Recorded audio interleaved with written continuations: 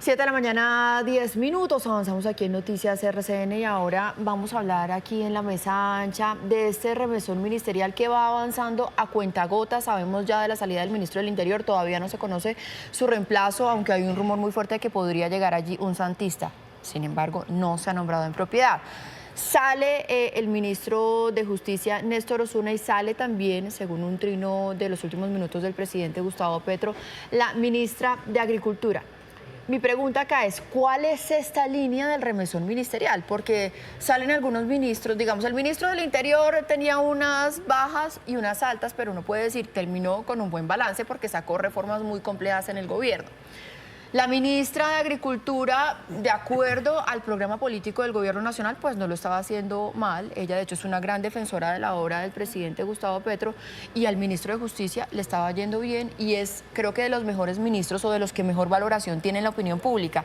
Entonces, ¿cuál es el sentido de este remesón? Sí, no es claro, Marisa. Parece que el presidente, como tú lo has dicho, a cuentagotas ha ido soltando los nuevos nombramientos, pero cuando uno trata de interpretar, y creo que tú lo has hecho bien, uno dice, bueno, Velasco que quizás estaba un poco desgastado, pero finalmente sirvió de enlace entre la relación tensa del gobierno con el Congreso, y yo creo que entre sumas y restas le terminó yendo bien. El ministro de Justicia, un ministro sin problemas, un ministro con una agenda clara, que incluso le daba tranquilidad a muchos sectores, como bien lo dice la ministra de Agricultura, estaba cumpliendo su labor. Entonces, pues no sé, habrá que esperar los nuevos nombramientos para ver cuál es la línea, pero en lo que a mí concierne no veo claro una línea, porque uno podría decir, listo, se está abriendo a otros escenarios políticos, pero nombra a la ministra Carvajalino, que venía del mismo grupo político y que está allí en el viceministerio. Ángela María Buitrago, la candidata fiscal, no representa políticamente directamente a nadie, ella es una jurista reconocida de la Universidad Externado, no tiene una especial representación política.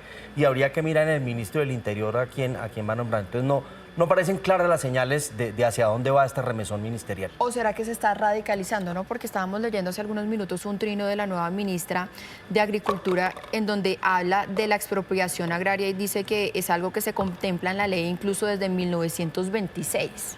Yo veo difícil radicalizarse más porque esta, de hecho, es una ministra muy cercana a la anterior en términos de amistad y política ideológicamente, o sea que no veo pues un grado de radicalidad mayor en ella respecto a Mojica. Pero si representan lo mismo, entonces ¿para qué cambio? Yo creo que lo que hay es una sensación de que la gestión del gobierno ha sido pues absolutamente pobre y el gobierno necesita un timonazo y quizá llamar unos nuevos nombres ayude a mejorar ese ambiente general sobre una gestión, sobre todo comparada con las expectativas que ellos mismos habían sembrado en su programa político y durante la campaña electoral. Pues es que, o sea, ha sido un gobierno que ha defraudado absolutamente, incluso a sus bases, con respecto a esas expectativas. Y pues ya estamos en mitad de mandato y esto supondría algún tipo de cambio de rumbo, quizá meterle el acelerador a los proyectos que ellos mismos habían planteado. Y básicamente la única ley de verdad de calado importante para lograr ese cambio, esa transformación social, ha sido que ellos proponen, ha sido la reforma pensional. De resto, pues poco más que mostrar en la gestión. Pero sabe que la jurisdicción agraria pasó y la jurisdicción agraria era Ministerio de Justicia y Ministerio de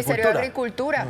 A mí lo que sí ahí hubo relevos. A mí lo que sí me llama la atención es que nos habían contado la historia de que esta terna de fiscal que presentaron hace unos meses era absolutamente independiente, que rompía con esa tradición de nombrar un subordinado del presidente en la fiscalía, y pues nos damos cuenta que era absolutamente falsa.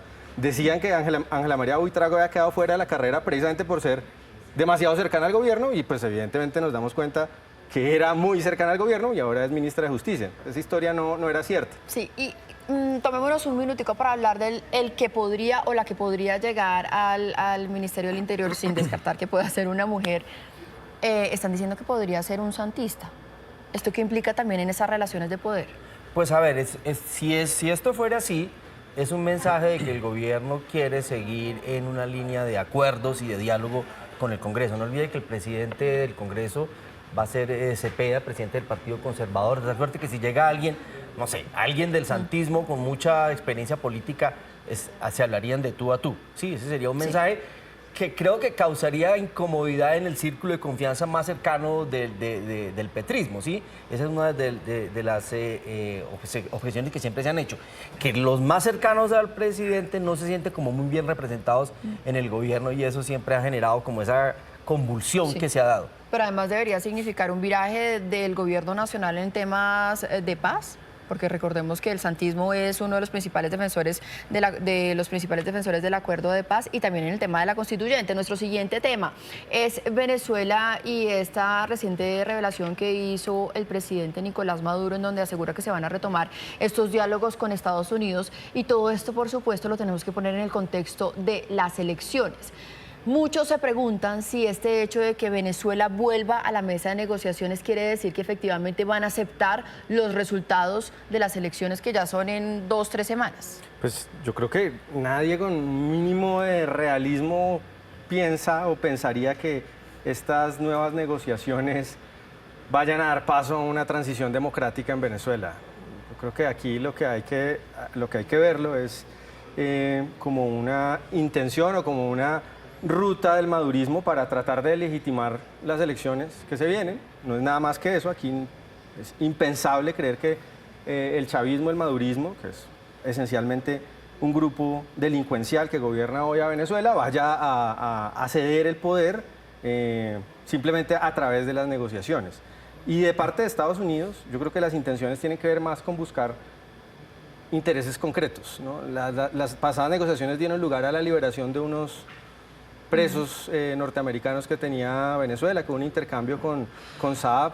Yo creo que aquí va en la misma línea, ¿no? Yo no creo que esto sea desde Estados Unidos para mover hacia la democracia de Venezuela, sino para mover intereses concretos en términos de personas que estén en Venezuela, o de pronto intereses económicos puntuales, pero yo creo que esto no son buenas noticias para nada para los venezolanos.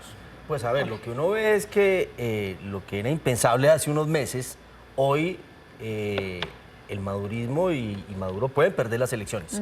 Sí, las encuestas independientes indican incluso que hay una ventaja importante del candidato que apoya a María Corina Machado, y parece ser que su campaña ha gustado mucho, incluso en sectores que se consideraban cercanos al chavismo. Entonces yo creo que este anuncio de Maduro es más una señal de alerta de que internamente un escenario es que puedan perder las elecciones, cosa que hace 3 o 4 meses, cuando estábamos conversando aquí en medio de la campaña de hostilidad contra la oposición y con la inhabilitación de María Corina y de otros candidatos, no lo veíamos como un escenario. Hoy es uno de los escenarios que se considera, y yo creo que la declaración de Nicolás Maduro va en esa vía, como de enviar mensajes para tratar de cambiar el clima de opinión en Venezuela. Es que el chavismo ya ha perdido elecciones, ¿no? Sí. Y ya ha perdido elecciones presidenciales que han sido fraudulentas, y que en el poder electoral en Venezuela, que es un órgano del chavismo, pues han sido cambiadas.